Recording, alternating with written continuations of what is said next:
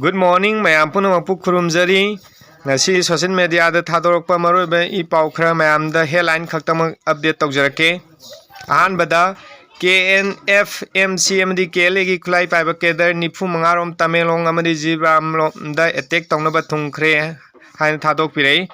Ani subada Kaching district ki Hianglambu Sursanpur onthok lamle haina media da thadok pirei. Ahum subada NEET PG entrance exam jaithokre yamna tubida matam amuk lepakani hairi. Mari suba pau se pathok sarake ngasi kangpokpida phamkhiba kotugi meeting loraba matungda senapatida leiriba kuki sing halaknaba appeal tawkhre maru oina maramda leiba Bon Dosco School Natra College Manakta Lairiba Kuki Family Amadi Angang Sing Khudakta Halaknaba Pautak Pikre Senapati Amadi Akoibada Satkanu Satabayadaba Matang Oirabasu Hak Matanta Sakanu Haina Appeal Taukre Haujik Paubagi di Khutongna ba leitre Adumakpu section ba Pai Senapati Bazada Naga Singna Kuki Leibra Thiba Yaure Senapati Naga Facebook group ta Kuki gi Matangda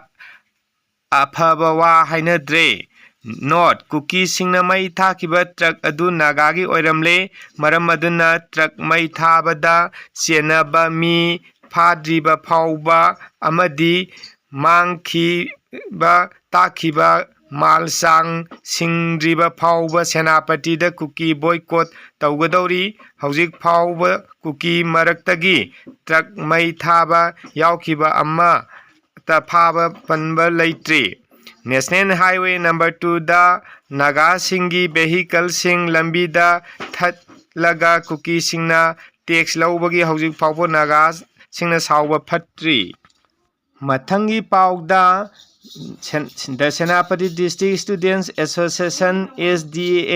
SDSN na Kuki Singda Posai Yonba Kotpa Amata Yaroi Haina Atingba Thamkre Kaigumba Yolamba Posai Yolamba Posai Piramba Toklabadi Akba Dandi Pigani Haina Su Lauthokare Aroiba Pauda Chief Minister Amadi CAF and PD Minister Delhi Pangkhre Hari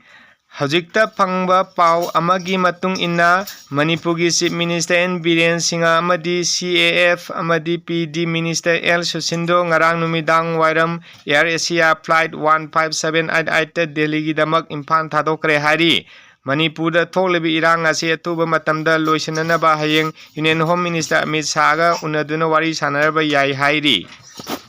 Masiga loinana ngasigi di e-pao pijaba matangsin loisinjarage mayamna nungsibiduna channel asibu subscribe tawbiyo amadi like tawbiyo makha taba pau sing mathang puthokpa ngamnabu honajage video sembada khoisu wajai aduna mayamna su subscribe tawbi duna puning thogot piu haina nolukna ningsingjari thank you all